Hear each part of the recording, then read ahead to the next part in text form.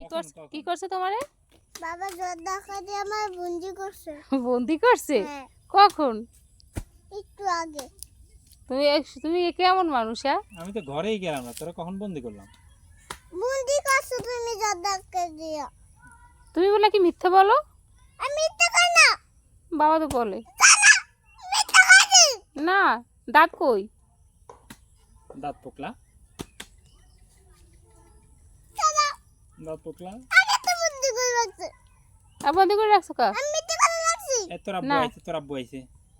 তাই না? আব্বু আইছে। তোর আব্বু আইছে। কইছি। ওই ওই ওই। মিথ্যা মারিয়াম।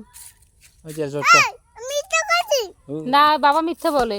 ওই না। লাঠি নিয়ে আইছে, জুস বাবা নিয়ে। মিথ্যা কই।